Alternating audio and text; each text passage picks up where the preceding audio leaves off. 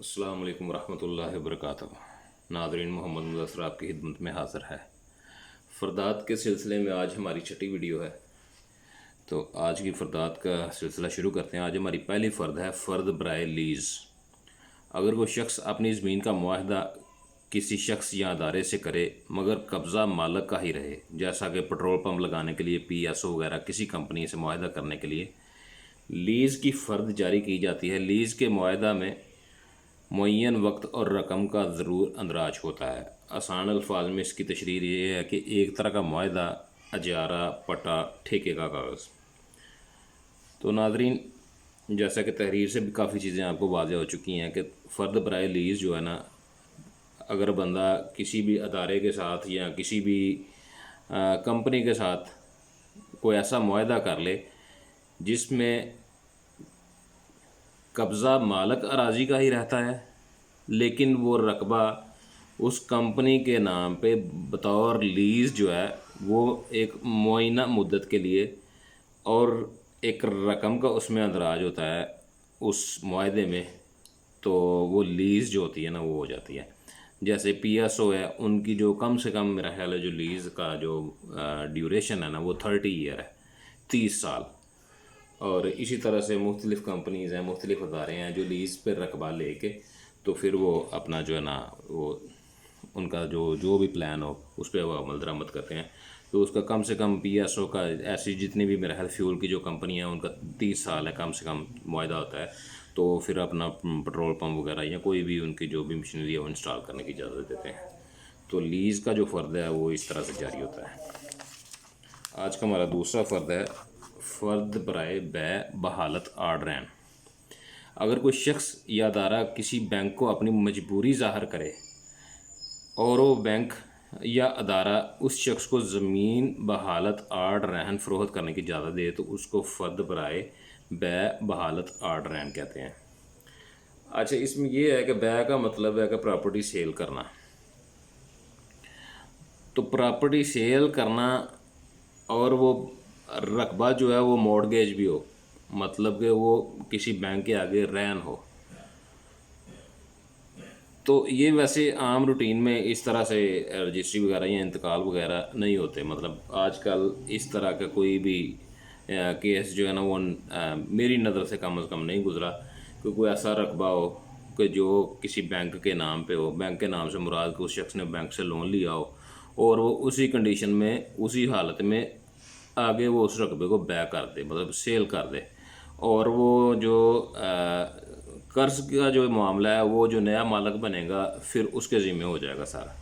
تو یہ عام صورتحال میں ایسا جو رجسٹری ہے نا وہ دیکھنے میں نہیں آئی، اور کم از کم میں نے اپنی جو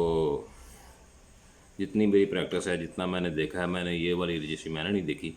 مطلب یہ قانون میں اس کی اجازت ہے لیکن ادارے اس چیز کو نہیں مانتے، یعنی کہ بینک اس چیز کو نہیں مانتے۔ وہ کہتے ہیں کہ آپ پہلے اپنا لون کلیئر کریں، اس کے بعد پھر آپ اس کو سیل کریں یا جو مرضی کریں، لیکن تب تک آپ اس کو سیل نہیں کر سکتے جب تک آپ لون کلیئر نہیں کریں گے۔ لیکن قانون میں اس کی اجازت ہے۔ بیع بحالت آرڈرین یعنی کہ مورٹگیج کی کنڈیشنز میں رقبہ سیل ہو سکتا ہے اور اس کی رجسٹری بھی ہو سکتی ہے، لیکن کنڈیشن اس میں یہ ہوتی ہے کہ وہ مورٹگیج کے سمیت ہی رجسٹری ہوتی ہے، بیع بحالت آرڈرین ہوتی ہے۔ تو یہ عام حالات میں یہ اس طرح کا کیس جو ہے نا وہ دیکھنے میں نہیں آتا، لیکن قانون میں اس کی اجازت ہے۔ ایسا ہو سکتا ہے اگر وہ بینک یا ادارہ اس چیز پہ رضامند ہو جائے تو۔ آج کا ہمارا اگلا فرد ہے دیت، فرد برائے دیت۔ اگر کوئی شخص خون بہا کے طور پر وہ رقم یا شے جو خون بہا کے طور پر مقتول کے وارثوں کو دی جائے اس کو دیت کہتے ہیں، کہ وہ رقم یا شے جو خون بہا کے طور پر مقتول کے وارثان کو، قاتلان کی جو جس نے قتل کیا ہو وہ یا اس کی فیملی سے یا جو بھی، وہ خون بہا کے طور پر جس کی ہمارے مذہب میں بھی اجازت ہے کہ دیت جو ہے نا وہ دی جا سکتی ہے، اور پھر ان معاملہ رفع دفع ہو جاتا ہے۔ تو اگر کوئی شخص جو ہے نا وہ دیت کے طور پر رقبہ دینا چاہے تو اس کے لیے جو فرد جاری ہوگا وہ فرد برائے دیت ہوگا۔ میرا خیال آپ کو سمجھ آ گئی ہوگی۔ اگلے فرد پہ چلتے ہیں، فرد برائے ڈومیسائل۔ مالک زمین اپنی سکونت یا ڈومیسائل بنوانے کے لیے فرد برائے ڈومیسائل حاصل کرتا ہے۔ یہ فرد زیادہ تر وہ شخص حاصل کرتا ہے جس کے شناختی کارڈ پر مستقل اور موجودہ پتہ میں فرق ہو۔ تو وہ شخص ڈومیسائل بنوانے کے لیے اپنی رہائش کا ثبوت دیتا ہے کہ میری رہائش فلاں جگہ پر ہے، ٹھیک ہے۔ مطلب وضاحت تقریباً ہو چکی ہے کہ اگر کسی شخص نے ڈومیسائل بنوانا ہے لیکن اس کے شناختی کارڈ کے اوپر جو ایڈریس ہے نا وہ 2 لکھے ہوتے ہیں، آپ نے دیکھا ہوگا شناختی کارڈ کے پیچھے 2 ایڈریس لکھے ہوتے ہیں، عموماً ایک ہی لکھا ہوتا ہے لیکن اس میں کالم 2 ہوتے ہیں، ایک پہ لکھا ہوتا ہے موجودہ پتہ اور ایک پہ لکھا ہوا ہے مستقل پتہ، اور عموماً یہی ہوتا ہے کہ وہ ایک ہی پتہ ہوتا ہے، مطلب کہ دوسرا وہ ایز این لکھا ہوتا ہے، ایز اٹ از، جس طرح سے اوپر ہے ویسے ہی نیچے۔ لیکن کچھ لوگوں کا ایسا ہوتا ہے کہ جس میں 2 پتے لکھے ہوتے ہیں، ایک عارضی لکھا ہوتا ہے کہ میری عارضی رہائش کہاں پہ، اور ایک مستقل لکھا ہوتا ہے کہ میری مستقل رہائش کہاں پہ۔ وہ دونوں رہائشیں 2 رہائشیں لکھی ہوں تو وہ دونوں میں فرق ہوتا ہے۔ تو ڈومیسائل بنانے کے لیے چونکہ آپ کو پتہ ہے کہ وہ شناختی کارڈ کی کاپی ساتھ لگانی پڑتی ہے، تو وہ اس سے وہ ڈیفائن نہیں ہوتا کہ اس کی رہائش اصل میں ہے کہاں پہ، ٹھیک ہے، مستقل بھی ہے عارضی بھی ہے،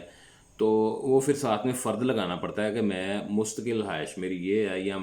یہاں پہ میرا رقبہ ہے، یہاں پہ میرا رہن سہن ہے، اور یہ میری رہائش کا جو ہے نا وہ تصدیق ہے، تو میرا ڈومیسائل اس ایڈریس کا بننا چاہیے۔ تو اس طرح سے وہ فرد برائے ڈومیسائل جاری ہوتا ہے۔ آگے ہے جی فرد برائے شناختی کارڈ۔ مالک زمین اپنی شناخت ظاہر کرنے کے لیے فرد برائے شناختی کارڈ حاصل کرتا ہے۔ مالک زمین اپنی رہائش کو ظاہر کرتا ہے کہ فلاں جگہ میرے قبضے میں ہے۔ یہ فرد زیادہ تر وہ شخص حاصل کرتے ہیں جن لوگوں کا رہائشی پتہ ایک سے زیادہ ایڈریس پر مشتمل ہوتا ہے۔ سیم وہی بات جو آپ کو میں نے پہلے بتائی ہے کہ فرد برائے ڈومیسائل کے لیے، اسی طرح فرد برائے شناختی کارڈ اس کی ضرورت عموماً نہیں پڑتی۔ مطلب وہ عام جس طرح سے آپ کا والدین کا بنا ہوتا ہے، آپ کا وہ بے فام بنا ہوتا ہے، تو اس سے آگے آپ شناختی کارڈ بنتا ہے، تو اس میں عموماً فرد برائے شناختی کارڈ کی ضرورت نہیں پڑتی۔ لیکن کہیں پہ کوئی 0.11% پہ کوئی ایسا کیس آ جاتا ہے جس میں ضرورت پڑ جاتی ہے کہ وہ بندہ اپنی پراپرٹی کو ظاہر کرے، تاکہ وہ اس کا ایڈریس جو ہے نا وہ صحیح طرح سے ڈیفائن ہو جائے کہ ہاں واقعی اس کی رہائش یہیں پہ ہے اور یہ بندہ یہیں کا رہنے والا ہے، تو وہاں پہ فرد برائے شناختی کارڈ کی ضرورت پڑ جاتی ہے۔ اب اگلا ہمارا فرد ہے جی فرد برائے پانی، فرد برائے بجلی، فرد برائے سوئی گیس کنیکشن۔ یہ تینوں علیحدہ علیحدہ فرد ہوتے ہیں، لیکن چونکہ ان کی حیثیت ایک جیسی ہوتی ہے تو اس لیے یہ اکٹھے ڈیفائن کر دیے گئے ہیں۔ مالک اراضی یا وہ ادارہ کسی بھی قسم کا کنیکشن پانی، بجلی یا سوئی گیس لگوانے کے لیے فرد برائے پانی، بجلی، سوئی گیس متعلقہ ادارے کو دینے کے لیے حاصل کرتا ہے۔ مطلب کہ جہاں پہ آپ نے پانی کا کنیکشن لگوانا ہے، یا جہاں پہ آپ نے بجلی کا کنیکشن لگوانا ہے، یا جہاں پہ آپ نے سوئی گیس کا کنیکشن لگوانا ہے، تو اس سے یہ ثابت ہوا کہ وہ رہائش ہے یا کوئی بھی آپ کے کام کرنے والی جگہ ہے، کوئی کارخانہ ہے، یا کہ وہ دکان ہے جہاں پہ آپ کو بجلی کا میٹر چاہیے، تو اس کے لیے وہ پھر ثابت کرنا پڑتا ہے کہ یہ کنیکشن میں اپنی پراپرٹی میں ہی لگوا رہا ہوں۔ تو وہ پھر اس چیز کو ظاہر کرنے کے لیے اپنی پراپرٹی کا فرد جو ہے مالک اراضی ہے وہ اپنی پراپرٹی کا فرد لیتا ہے، اور اوپر پھر لکھوا لیتا ہے کہ مجھے اس مقصد کے لیے فرد چاہیے، چاہے وہ پانی کے لیے ہو، بجلی کے لیے، سوئی گیس کے لیے، جس کسی چیز کا اس نے کنیکشن لگانا ہو، یہ فرد لازمی ہے۔ اگر آپ نے اپنی پراپرٹی میں کہیں پہ بھی پانی، بجلی، سوئی گیس کا فرد کنیکشن لگوانا ہے تو یہ فرد 100% چاہیے، یہ فرد آپ کو لینا ہی پڑے گا۔ اور کچھ جگہ ایسی ہوتی ہیں جو لال لکیر کے اندر ہوتی ہیں۔ اب لال لکیر کیا ہے وہ بھی میں آپ کو انشاءاللہ وہ ایک مکمل اس کے لیے ایک ویڈیو چاہیے، وہ بھی انشاءاللہ جب ہمارا سیریز کا ایک سلسلہ چلے گا مساوی کے اوپر، جب میں ویڈیو بناؤں گا جس کو شجرہ پارچہ بھی کہتے ہیں، تو اس میں آپ کو بتاؤں گا کہ لال لکیر کیا ہوتی ہے۔ تو لال لکیر کے اندر جو رقبے ہوتے ہیں وہ ان کی صرف رجسٹری ہوتی ہے، ان کا انتقال وغیرہ نہیں ہوتا، اور فرد ہمیشہ اس رقبے کی ملتی ہے جس کا انتقال کا اندراج ہو حلقہ پٹواری کے پاس۔ تو جس رقبے کا حلقہ پٹواری کے پاس اندراج نہیں ہے وہاں پہ صرف رجسٹری ہوتی ہے، اور وہاں پہ آپ کو کسی قسم کو کنیکشن وغیرہ لگوانا پڑے تو اس کے لیے پھر آپ کو رجسٹری کی کاپی لگانی پڑتی ہے، پھر وہاں پہ فرد کی ضرورت نہیں پڑتی۔ اگلا ہمارا فرد ہے فرد برائے پٹرول پمپ۔ مالک اراضی اپنی زمین پر پٹرول پمپ لگوانے کے لیے فرد حاصل کرتا ہے۔ سمپل وہی چیز ہے کہ کسی بھی ادارے سے آپ نے کسی بھی ادارے کے ساتھ آپ نے کوئی بزنس کرنا ہے، کوئی کاروبار کرنا ہے، تو پھر پٹرول پمپ کا فار ایگزامپل پٹرول پمپ ہی لگانا ہے تو اس کمپنی کو آپ کی ملکیت کا فرد چاہیے ہوتا ہے، کیونکہ پٹرول پمپ لگانے کے لیے وہ ہم پہلے فرد ڈسکس کر چکے ہیں کہ جس میں لیز کے لیے چاہیے ہوتا ہے فرد۔ تو یہ بھی سیم اسی ٹائپ کا ہے کہ بندہ اپنی ملکیت ظاہر کرتا ہے کہ ہاں جی میں اس رقبے کا مالک ہوں، اور اس فرد کے ساتھ بھی مساوی کی کاپی لگتی ہے جس کو شجرہ پارچہ کہتے ہیں کہ وہ رقبہ جو اس نمبران ہنس رہے ہیں وہ کہاں پہ ہے، لبے سڑک ہے، کہاں پہ آگے ہے پیچھے، کیونکہ یہ ایسا کام ہے پیٹرول پمپ کا کہ یہ تو لبے سڑک ہی ہوگا تو تبھی چلے گا، تو یہ فرد برائے پیٹرول پمپ ہوتا ہے۔ آج کا ہمارا آخری فرد ہے فرد برائے نقشہ۔ جیسا کہ نام سے ہی ظاہر ہے، مالک راضی اپنی زمین کا نقشہ بنوانے کے لیے بما قلہ مربع فرد حاصل کرتا ہے، اس فرد کو فرد برائے نقشہ کہیں گے۔ نقشہ بنوانے کے لیے مطلب آپ اپنی کوئی بھی زمین ہے اس پہ آپ کوئی بلڈنگ بنانا چاہ رہے ہیں، کوئی فیکٹری بنانا چاہ رہے ہیں، کوئی کارخانہ بنانا چاہ رہے ہیں، تو اس کے لیے آپ کو نقشہ منظور کروانا پڑے گا، اور نقشہ منظور کروانے کے لیے آپ کو اپنی ملکیت ظاہر کرنی پڑتی ہے کہ اس کا مالک میں ہوں، تو اس کے لیے بھی آپ کو پٹواری سے فرد حاصل کرنا پڑے گا۔ اور وہی بات کہ اگر وہ نقشہ بنانے کے لیے آپ کے پاس جو پراپرٹی ہے وہ لال لکیر کے اندر ہے تو پھر فرد کی ضرورت نہیں پڑے گی، پھر آپ ڈائریکٹ رجسٹری کے ساتھ اس کو اپلائی کریں گے، اور اگر لال لکیر کے باہر ہے تو پھر اس کا آپ کو پٹواری سے فرد حاصل کرنا پڑے گا، تو اس کو فرد برائے نقشہ کہیں گے۔ اور بما قلہ مربع جس کو ہم ایکڑ بولتے ہیں، اس کا مطلب یہ ہے کہ اس کا نمبر حسرہ سارا کچھ لکھا ہوگا، کیونکہ نقشے کے ساتھ نقشے کے لیے اگر آپ نے فرد لگانا ہے تو اس کے لیے پھر وہی مساوی اور شجرہ پارچہ کی کاپی کی ضرورت پڑے گی، اور پھر اگر مساوی اور شجرہ پارچہ کی کاپی تبھی قابل قبول ہوتی ہے جب کسی بھی فرد کے اوپر اس کا نمبر حسرہ درج ہو۔ تو جب میں آپ کو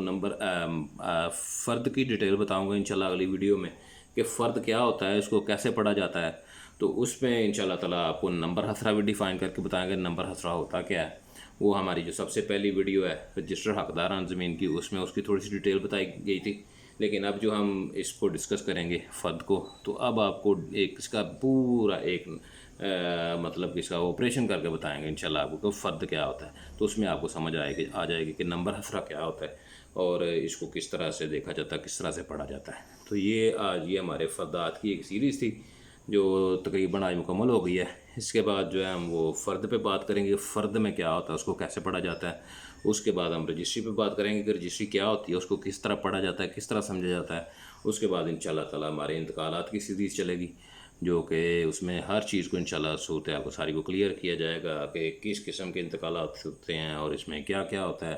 کیونکہ انتقال جو ہوتا ہے وہ جو لال لکیر کے باہر رقبہ ہے اس کا انتقال ہونا ہی ہونا ہے۔ اگر آپ رجسٹری کروا کے 10 سال بھی اپنے پاس رکھ لیں گے نا، اور محکمہ مال کے کاغذات میں اس کے انتقال کا اندراج نہیں ہوا